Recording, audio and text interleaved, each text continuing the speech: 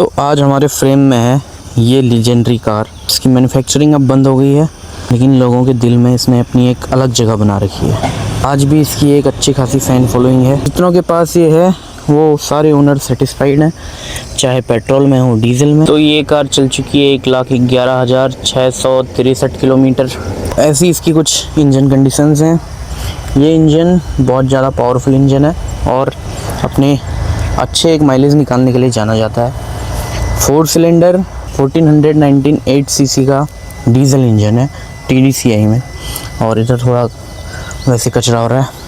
और जब ये कार हमने ली थी तभी चली थी मात्र 65,000 किलोमीटर, और 65,000 से 1,00,000 किलोमीटर का सफ़र, 1,11,631 किलोमीटर का सफ़र अभी जिन ओनर ने तय कर रखा है उनसे भी हम आपको मिलाएंगे। इस कार की स्पेसिफिकेशन बता देता हूँ एक बार। इसमें जो है ऊपर हेलोजन बल्ब्स आते हैं, नीचे भी हेलोजन फॉग लैंप है।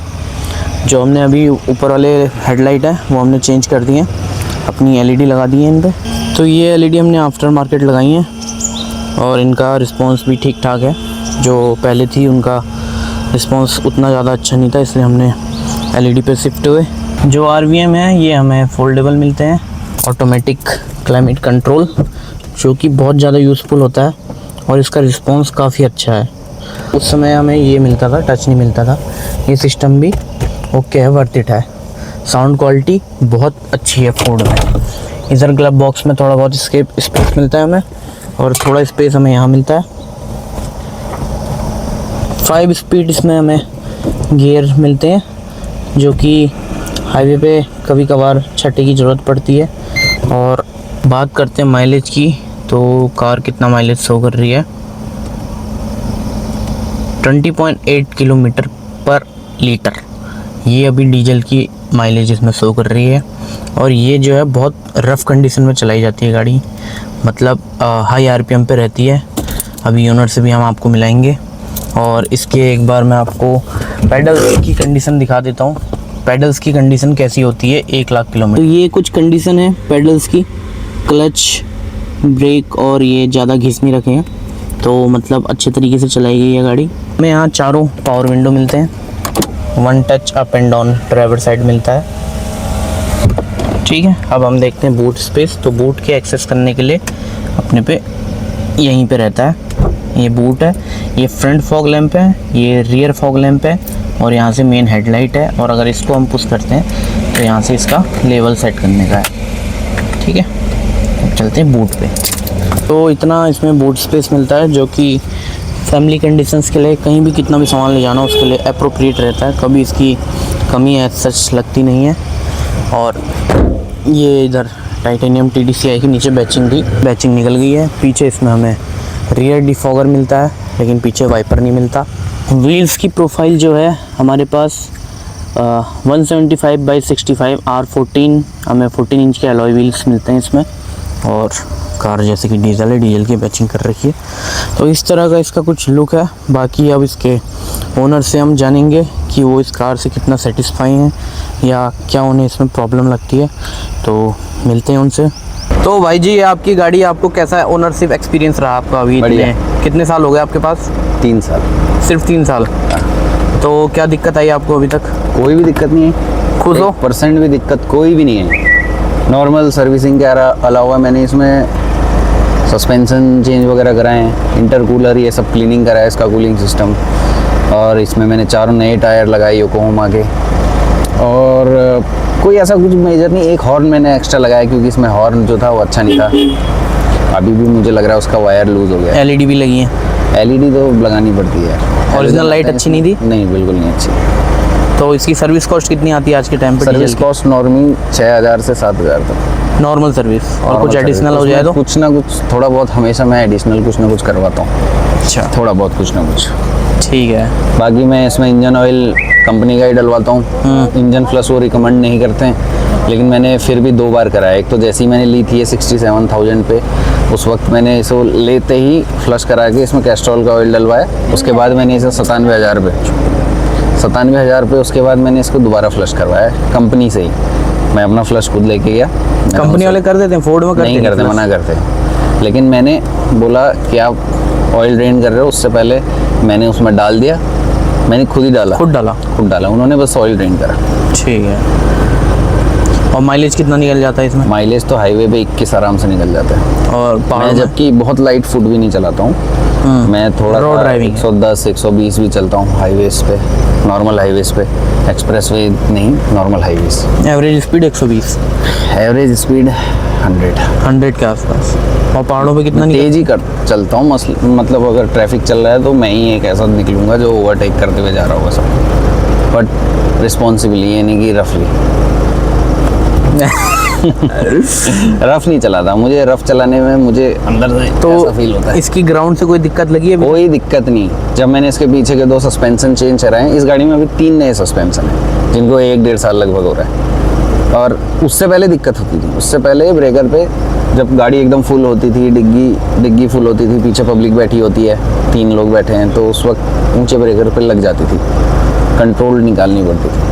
अभी ऐसा कोई चक्कर नहीं है। अभी तो मुझे लग रहा है मैंने 1-1.5 साल से इसके नीचे लगने की आवाज़ ही नहीं सुनी। वाह। तो इसको बेचने का कोई प्लान है अभी? प्लान NCR तो बस रीजन यही की वजह से? NCR रीजन है। मैं तो चाहता हूँ इसको कोई हमारा ही, मतलब फैमिली में ये यूज़ हो जाए, कहीं सोना है, एक्चुअल सोना जिसे कहते हैं वो।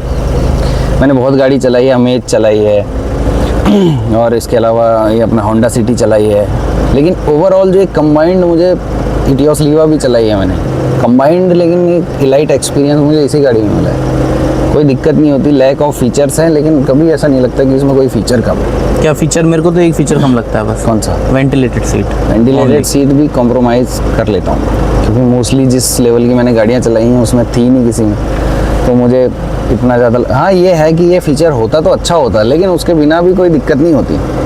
फोर्ड की गाड़ी में अच्छी ये बात है कि सब कुछ इसमें, इसके मतलब जो इसका जो सॉफ्टवेयर है वो इतनी अच्छी तरह से बनाया हुआ है कि जैसे आप कई गाड़ियों में क्या होता है, हेडलाइट खुली रह जाती है, जैसे एक छोटा सा एग्जांपल ले रहा हूँ, तो आदमी चला जाता है बिना लॉक, लेकिन इसमें जैसे ही आप गाड़ी बंद करते हो हेडलाइट अपने आप बंद हो जाती है। ये छोटे मोटे इसमें इतने एडवांस चीज़ें हैं, ये बेसिक चीज़ें हैं, लेकिन ये सच में बहुत ज़्यादा एडवांस है। अमेरिकन।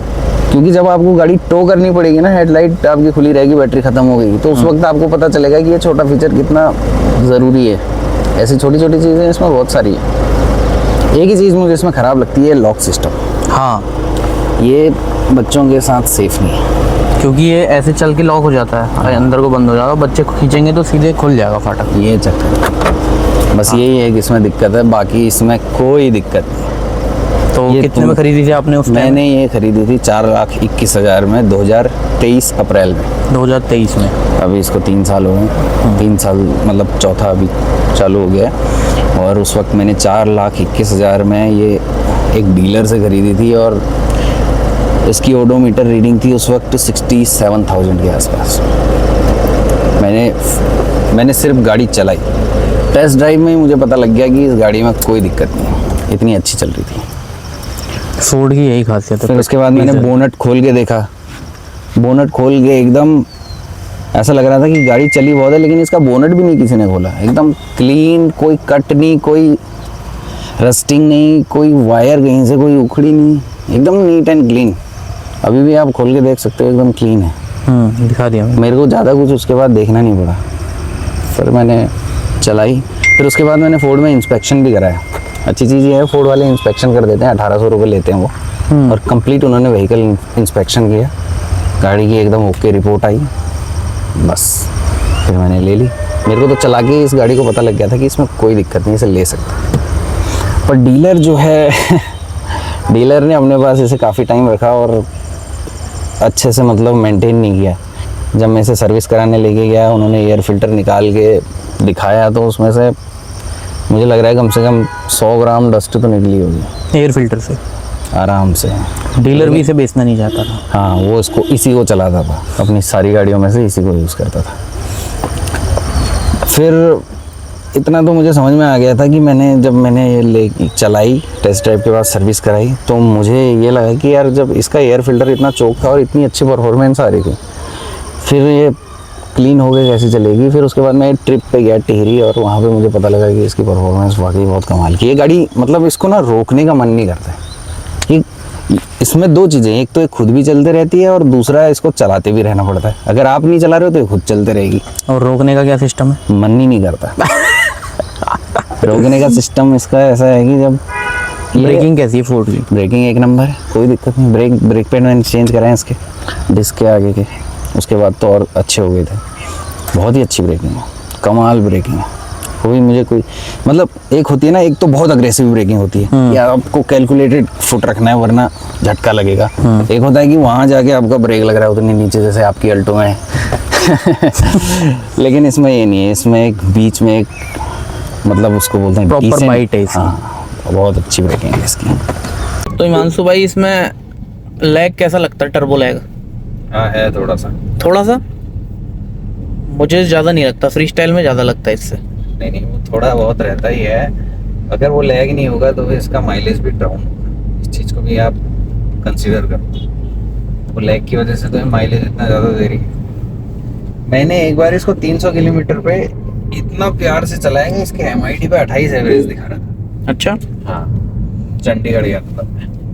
मैंने भी टैंक ट्रैंक तब मुझे 25 इस निकाला है। गाड़ी की कैपेबिलिटी का पता लगा कि इस गाड़ी को आप इतनी फ्लेक्सिबल है, इसको आप जैसे यूज़ करना चाहो, आप चाहे इसको एज ए स्पोर्ट्स कार चलाना चाहो, उसका स्टीयरिंग रिस्पॉन्स इतना अच्छा है। मुझे लगता है इसमें अच्छा है। 15 से लेके 30 तक की माइलेज रेंज है। अब हाँ। चलाने पे है तुम्हारी डिपेंड कि कितना निकाल तो सकते नहीं हो। निकल पाती ना एक्चुअली, क्योंकि अगर हाईवे दिखेगा तो आप 60 तो चलाओगे नहीं, आप 100 चलाओगे आराम से, क्योंकि गाड़ी चलती भी इतनी अच्छी है। तो 25 तो कह सकते हैं, 15 से 25, 15 भी नहीं, 15 तो कम है। तो भाई, अगर NCR रीजन में जैसे आप रहते हो, कल को बेचनी पड़ जाए तो क्या ऑप्शन रखे हैं अभी? मतलब नई गाड़ी कौन सी लूँ? हाँ, तो इसके अलावा किस पे शिफ्ट करेंगे फिर? मुझे ऑनेस्टली बताऊं तो अभी कोई ऐसी गाड़ी नहीं लगती मार्केट में जिसको लिया जाए कि हाँ भाई 10 लाख रुपए हमने फेंके और हमें परफेक्ट गाड़ी मिल गई जैसे ये मिली। लेकिन वैल्यू फॉर मनी के टर्म में मैं सभी गाड़ियों में से सिर्फ एक गाड़ी को रखता हूँ। उसमें भी थोड़े बहुत कॉम्प्रोमाइज़ है, लेकिन कम प्राइस में बहुत सारी चीज़ें मिल जाती हैं। सब कुछ तो नहीं मिलता, लेकिन बहुत सारी चीज़ें मिल जाती हैं। उसका नाम है Tata Tigor. Tigor petrol 1.2 litre. क्योंकि एक सेफ्टी, एक कंसर्न मेरा बहुत बड़ा रहता है। मुझे चाहिए हार्ड बिल्ड क्वालिटी, अच्छी मटेरियल से बनी हुई। यार तुमने 10 लाख रुपए दिया है और तुम ऐसे बोनट पे आगे मार रहे हो और वो मतलब ऐसे कागज की तरह हिल रहा है, तो बहुत दिल सा टूटता है भाई। ये बिल्ड क्वालिटी तो है ही, बिल्ड क्वालिटी। उसके अलावा मैंने उसकी टेस्ट ड्राइव भी ली है। CNG में लोगे तो और भी अच्छी है, वो तो 25 से 30 का एवरेज आराम से देती है, 30 प्लस भी लोगों ने निकाला है। पेट्रोल में भी 21-22 देती है, स्पेस है, ग्राउंड क्लियरेंस है और बेसिक फीचर्स सारे हैं। तो फिर जब सब कुछ मिल रहा है, एक कॉम्प्रोमाइज़ है थोड़ा बहुत सर्विस में। सर्विस में भी क्या है कि टाटा की छोटी गाड़ियों में ज़्यादा दिक्कत नहीं आती सर्विसिंग। दूसरा कॉम्प्रोमाइज़ ये है कि उसमें परफॉर्मेंस अच्छा नहीं है और इंजन इतना रिफाइंड नहीं है। तो डीजल चलाने की वजह से मुझे लग रहा है मैं इतना कॉम्प्रोमाइज़ तो कर ही लूँगा कि साउंड वगैरह जो आएगा उसमें एडजस्ट कर लूँगा। और इंजन इतना अच्छा नहीं है तो फिर यही सबसे बड़ा उसका कॉम्प्रोमाइज़ है। लेकिन मैंने देखा है लोगों ने वो 1.5 लाख चलाई, तो अगर लोग इतना चला सकते हैं तो मुझे लग रहा है, मैं तो ज़्यादा मेंटेन करता हूँ अपनी गाड़ियाँ, तो मैं भी आराम से चला लूँगा उसको, ऐसी कोई दिक्कत नहीं। लेकिन ये है कि वो पैसा वसूल कर देगी मेरी गाड़ी अगर मैं उसे लूँगा। हाँ, बस थोड़ा सर्विस सेंटर के राउंड ज़्यादा मारने पड़ेंगे। नहीं बहुत सारी चीज़ें डिपेंड करती हैं यार। ऑनर भी जितने रिव्यू देते हैं वो खुल के थोड़ा बताते हैं कि मैंने इतनी रफ चलाई है बीच बीच में, तो चलाएंगे नहीं तो फिर क्या। मुझे तो मोस्टली हाईवे पे चलना होता है, मेरी ऑफ रोडिंग का मैं, और ऑफ रोडिंग है भी तो उस गाड़ी के सस्पेंशन बहुत अच्छे हैं। और फिर जब मैं उस गाड़ी पे शिफ्ट हो ही जाऊंगा तो फिर मेरा ड्राइविंग स्टाइल ऑटोमेटिकली डाउन हो ही जाएगा कि हाँ चलो आराम से चलना है, सेफ चलना है, जाने दो किसी को आगे जाने। मैं किसी दोस्त की गाड़ी लेके कहीं जाता हूँ तो वापसी आते आते उसकी गाड़ी को गालियाँ दे रहा होता हूँ और अपनी गाड़ी की तारीफ़ कर रहा होता हूँ। मोस्टली ऐसा होता है। तो दोस्त लोग गाड़ी भी नहीं देते होंगे फिर? मुझे मेरी भी तो चाहिए गाड़ी। तो चलिए, बहुत अच्छा लगा आपसे मिलके। All the best for your journey. Thanks. Okay bye.